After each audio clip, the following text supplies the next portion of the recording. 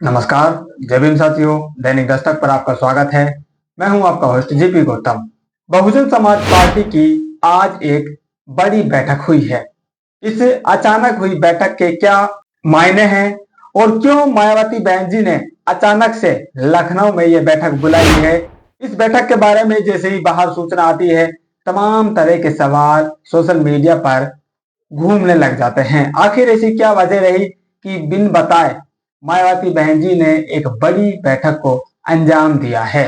Press release हालांकि इस बैठक की जारी की गई है, लेकिन जैसे ही प्रेस रिलीज आती है तभी इस बैठक के बारे में पता चलता है। पहले इस बैठक के बारे में कोई सूचना नहीं दी जाती है। आखिर इस बैठक में ऐसी क्या बातें हुई हैं जो अचानक से ये बैठक मायावती बहन जी को लेनी पड़ी है, इस बारे में सारी बातें आपको इस स्टोरी में बताने वाले हैं।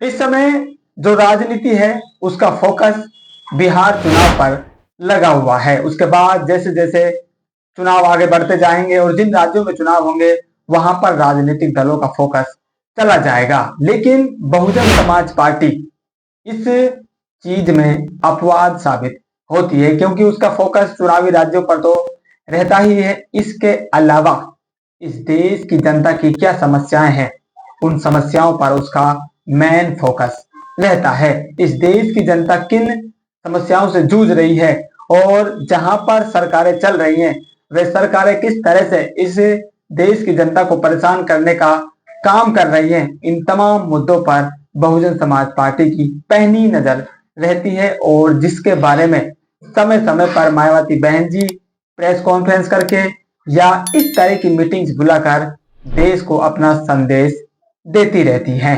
आज भी उन्होंने अचानक ये जो बैठक बुलाई है, इसमें पार्टी का कार्य तो किया ही गया है, साथ में समस्याएं, इस तमाम राज्यों की जो समस्याएं बहुजन समाज पार्टी देख रही है, सुन रही है, समझ रही है, उन समस्याओं के बारे में भी संबंधित सरकार को चेतावनी दी गई है। सबसे पहले इस बैठक की जो बड़ी बातें हैं वो आपके सामने लाते हैं। समीक्षा जो आमतौर पर मीटिंग्स में होती है वो समीक्षा इस बैठक में की गई है। दूसरी बात, दक्षिण भारत पर बसपा ने फोकस बढ़ाया है। तीसरी बात, कांग्रेस पर फिर हमला बोला है। और चौथी बात, जो बहुजन स्मारक स्थल हैं जो बसपा शासनकाल में बने हैं उनको लेकर भी बहन जी ने एक बड़ा बयान दिया है। तो सबसे पहली बात, संगठन समीक्षा।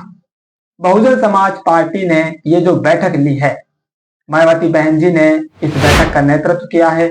इसमें दक्षिण भारत पर फोकस रहा है। इस बैठक में सांसद रह चुके हैं और वर्तमान में नेशनल कोऑर्डिनेटर की जिम्मेदारी निभा रहे हैं राजा राम, जिनको दक्षिण भारत पर फोकस करने के लिए लगाया गया है। उनके नेतृत्व में ये बैठक होती है और इस बैठक में कर्नाटक, तमिलनाडु, गुजरात, महाराष्ट्र, ये तमाम राज्यों के जो पदाधिकारी हैं वो शामिल होते हैं।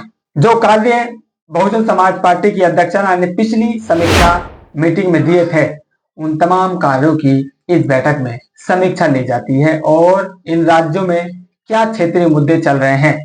जैसे भाषाई मुद्दे पर मायावती बहन जी ने संबंधित सरकार को कटघरे में खड़ा किया है। उन्होंने भाषाई मुद्दे पर कहा है कि जो सरकार है वो कानून राज से जनता का ध्यान भटकाना चाहती है और इस खामखा का विवाद में पड़ रही है। इस मामले पर बहन जी कहती हैं, महाराष्ट्र व तमिलनाडु आदि राज्यों में भाषाई विवाद व उसको लेकर हिंसा की देश भर में हो रही चर्चाओं का संज्ञान लेते हुए मायावती जी ने कहा कि ऐसी प्रवृत्ति घातक है और यह सब तब होता है जब धर्म, क्षेत्र, जाति व भाषा आदि की संकीर्ण राजनीति लोगों की देशभक्ति व उनके देश प्रेम पर हावी होने का प्रयास करती है। हर भारतीय को भारतीयता पर गर्व करके कार्य करना चाहिए। खासकर मुंबई देश की आर्थिक राजधानी है, जहां से देश के सभी राज्यों के लोगों का सीधा वास्ता है तथा उन्हें उनके जान, माल व मजहब के सुरक्षा की गारंटी सरकार को जरूर सुनिश्चित करना चाहिए। केंद्र सरकार को भी इसमें जरूर रुचि लेनी चाहिए। भाषाई विवाद पर आपने देखा किस तरह से उन्होंने दोनों सरकारों को घेरा, लेकिन आम जन की समस्याएं क्या हैं और इस देश के जो नागरिक हैं उनको क्या समस्याएं हो सकती हैं, उन पर उनका मेन फोकस रहा है और उन्होंने बड़ी ही बारीकी से उन तमाम समस्याओं को यहाँ पर जिक्र कर दिया है। इसके बाद उन्होंने कांग्रेस पर पलटवार किया है, क्योंकि दक्षिण भारतीय राज्यों की ये समीक्षा बैठक है और उन राज्यों में कहीं ना कहीं इनके सहयोग से ही, यानी कि कांग्रेस के सहयोग से ही या कांग्रेस के गठबंधन की ही सरकारें चल रही हैं। कर्नाटक का हवाला देते हुए बहन जी कहती हैं, कर्नाटक में कांग्रेस पार्टी व सरकार के भीतर पूर्व की भाजपा सरकार की तरह ही अनवरत राजनीतिक गुटबाजी, टकराव से उत्पन्न अस्थिरता के माहौल आदि का संज्ञान बहन जी ने लिया है। और इसके बारे में वो कहती है कि कानून का राज प्रभावित होता है और खासकर गरीब व दबे कुचले लोग इसके भुक्तभोगी बन रहे हैं। आगे भी उन्होंने जोड़ा है, आप प्रेस रिलीज पूरी देखेंगे तो ये सारी बातें बहन जी की वहां आपको दिख जाएंगी। जो हाईलाइट है वो मैंने आपके सामने यहाँ पर रख दी है। इसके बाद इस बैठक में साथियों एक बड़ी महत्वपूर्ण घोषणा कह सकते हैं वो बहन जी ने की है।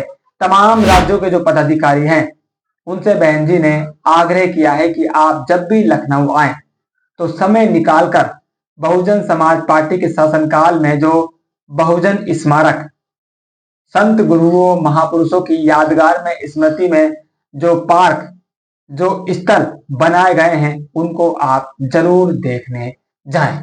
और क्यों?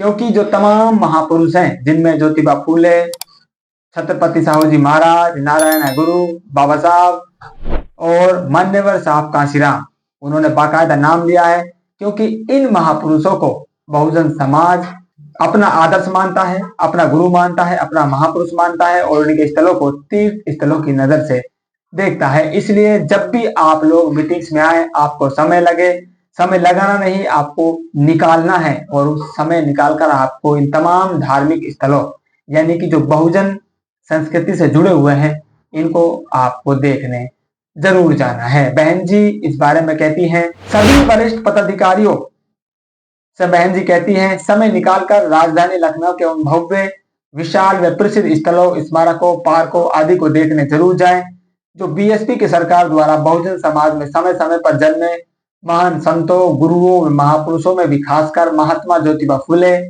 श्री नारायण गुरु, राजऋषि छत्रपति साहू जी महाराज, परम पूज्य बाबा साहब डॉक्टर भीमराव अंबेडकर व मान्यवर श्री कांशीराम जी आदि के आदर सम्मान में वे उनकी स्मृतियों को सजोने के लिए निर्मित किए गए हैं और जिनके प्रति खासकर दलित व बहुजन समाज के लोग तीर्थ स्थल के रूप में श्रद्धा रखते हैं। तो ये बहन जी की वो अचानक हुई मीटिंग का सार है जो आज लखनऊ में संपन्न हुई है। 3 बड़ी बातें मैंने आपको बताई।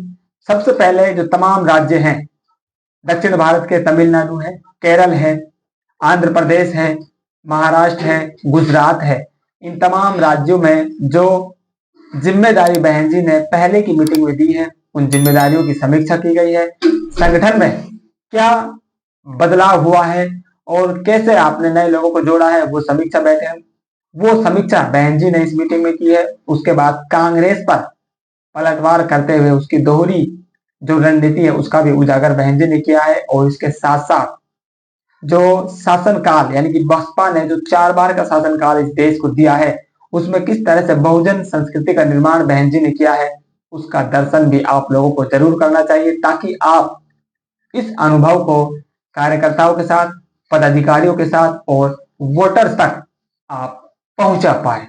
आप लोगों की क्या राय है? अपनी राय जरूर कमेंट कीजिए। फिलहाल इस अपडेट में इतना ही, मिलते नई अपडेट में, तब तक के लिए जय भीम।